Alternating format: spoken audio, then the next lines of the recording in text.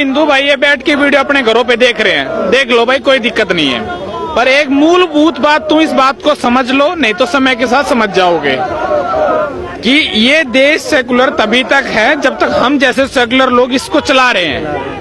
ये अपने आप उस दिन सेकुलरिज्म खत्म हो जाएगा जिस दिन हमारी जगह किसी और लोगों ने इनको ले लिया। तो तुम ये कतई मत समझना कि तुम अपने घरों में बैठ के 50,000 की सैलरी कमा रहे हो, कॉर्पोरेट में बैठे हो, जस सर्दी है, चाय पी रहे हो, हमें कोई मतलब नहीं। मोदी लड़ लेगा, आखिर में होगा क्या? मोदी सरकार आर्मी उतार देगी रोड के ऊपर, या बिल वापस करना पड़ेगा। इससे एक्सट्रीम कुछ नहीं हो सकता। ये एक्सट्रीम पॉइंट है देश का।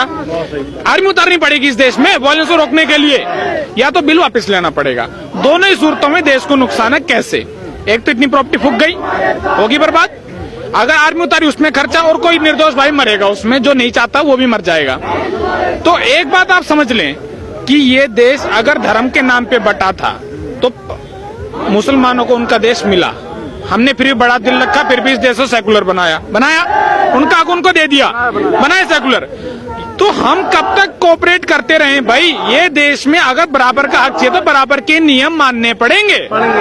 बराबर के नियम नहीं देखो, अभी कैब नहीं मान रहे, कल तुम पॉपुलेशन रेगुलेशन बिल लाओगे, वो नहीं मानेंगे। कल तुम उसके बाद कॉमन सिविल कोड लाओगे, वो नहीं माने। वो कहेंगे सर हमारे इस्लाम में जिसकी इजाजत नहीं है। अरे तो भैया, हिंदू मैरिज एक्ट हिंदुओं के लिए क्यों है, मुसलमानों के लिए कुछ क्यों नहीं है? या तो हमारे लिए हटा दो, या तो हमारे लिए हटा दो भाई। हम एक शादी करते हैं, लॉ है कि हम एक ही शादी कर सकते, समय इससे ज्यादा नहीं कर सकते। हिंदू मैरिज एक्ट है, एक को पहले तलाक दो फिर शादी करो।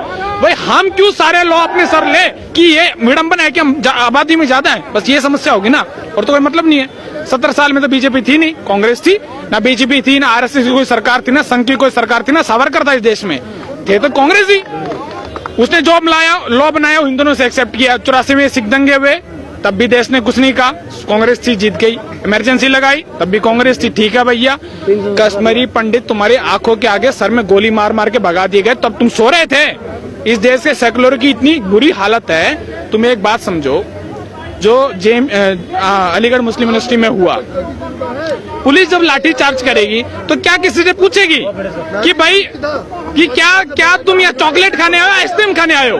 पुलिस जब मारेगी तो ये नहीं देखेगी कि तुम प्रोटेस्ट करने आए थे, क्या करने आए थे। भाई अगर तुम गलत जगह गलत स्थान पे खड़े हो तो तुम पिटोगे, ये तुम्हारी मॉरल रिस्पॉन्सिबिलिटी बनती है कि तुम्हारे प्रोटेस्टर में अगर कोई दूसरा है तो तुम पुलिस को इन्फॉर्म करो, लॉ एंड ऑर्डर मेंटेन करो, तुम्हारी मॉरल रिस्पॉन्सिबिलिटी है। तुम इस बात में एक्सक्यूज नहीं दे सकते कि भाई आपने लाठी चार्ज कर दिया, हमारे इनोसेंट लोग पिट गए। जब तो तुम्हारे इनोसेंट को लोग नहीं दिख रहा था, हमारे पीछे कौन पत्थर मार रहे हैं, तब तुमने नहीं रोका, तब पुलिस को फोन नहीं किया सर इनको लेके जाइए, ये प्रोटेस्ट खराब कर देंगे या वायलेंस करेंगे, तब नहीं इस देश को समझ में आया। प्रॉब्लम क्या है कि हिंदू अपने आप को इस लेवल तक मतलब सेकुलर मान चुका है कि उन्होंने अपने हक की बात करना छोड़ दिया है। एक छोटी सी बात है, जब बच्चा पैदा होता है ना इस देश में, हिंदू के परिवार में, तब पिछवाड़े में ना माँ बाप चिपका देते हैं एक बात कि बेटा तू सेकुलर है ना। भाई हम सेकुलर हैं, पर हम सेकुलर में अपने हकों को क्यों छोड़ दें? कब तक सेकुलर रहे भाई? हम मर जाएं, 10-20 करोड़ मर गए, 400 साल मुगल राज करके गए, 300 साल अंग्रेज राज कर गए, तब भी हम नहीं बोले तो भाई कब तक एडजस्ट करें भाई हम?